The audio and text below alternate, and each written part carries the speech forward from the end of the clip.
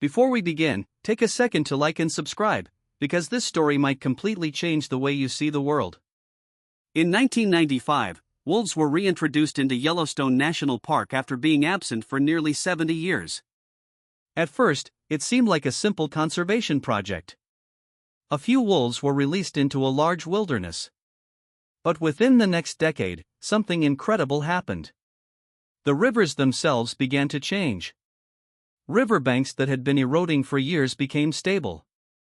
Vegetation started growing in places where it had almost disappeared. Entire valleys slowly transformed. Scientists call this phenomenon a trophic cascade. The wolves never touched the rivers directly. Instead, they changed the behavior of the deer. Before the wolves returned, deer spent most of their time grazing freely near rivers and streams. Once wolves came back, those areas became dangerous. The deer moved more often and avoided open valleys. Plants finally had a chance to grow again. Roots strengthened the soil. The soil held the river banks together. And eventually, the rivers settled into new paths. One predator changed an entire ecosystem. Now imagine the opposite happening. For thousands of years, humans have been removing apex predators from the environments we enter. Saber-toothed cats disappeared. Dire wolves vanished.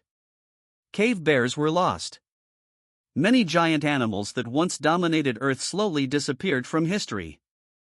Unlike other predators, humans didn't simply compete. We developed tools, weapons, and strategies that no ecosystem had ever seen before. Where we arrived, competitors often vanished. And when the top predators disappear, ecosystems change.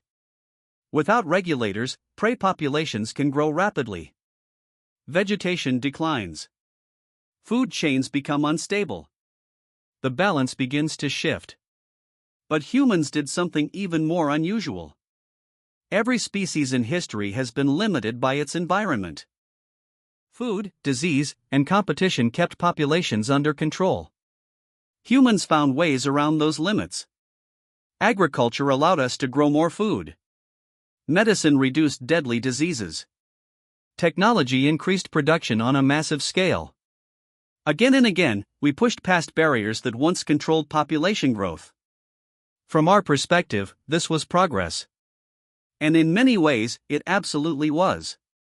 Millions of lives were saved. Life expectancy increased. Human civilization expanded farther than ever before. But removing limits creates new challenges. Our brains evolved in a world filled with immediate dangers. Predators. Harsh weather. Competition for survival. The systems inside our bodies were designed for short bursts of stress. See a threat. React. Survive. Recover. But modern life is different. Today, many people rarely face life-threatening predators. Yet the stress system remains active. Notifications. Deadlines. Traffic. Debt. Social comparison. The brain often reacts to these pressures using the same biological systems that once helped our ancestors survive in the wild. As a result, stress can become constant rather than temporary. And this leads to an important question. What happens when a species becomes so successful that many of its natural limits disappear? Researchers have studied similar ideas before. One famous example was an experiment known as Universe 25. In this experiment, mice were given food, water, shelter, and protection from predators.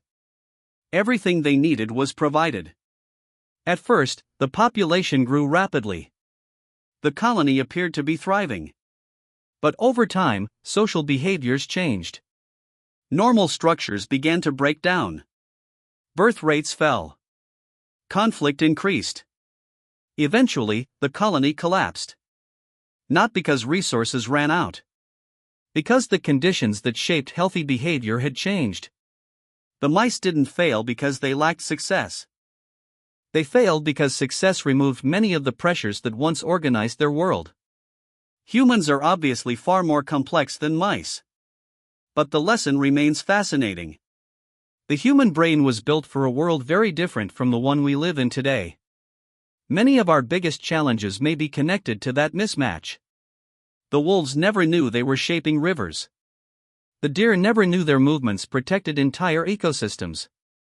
And for most of history, humans didn't fully understand the consequences of changing the systems around them. The difference is that we can see those connections. We can study them, learn from them, and decide what happens next. For the first time in Earth's history, a species is capable of understanding the impact it has on the world around it. What we do with that knowledge is still being decided. And that decision belongs to us. Like and subscribe our channel Vaxxed. Thanks for watching.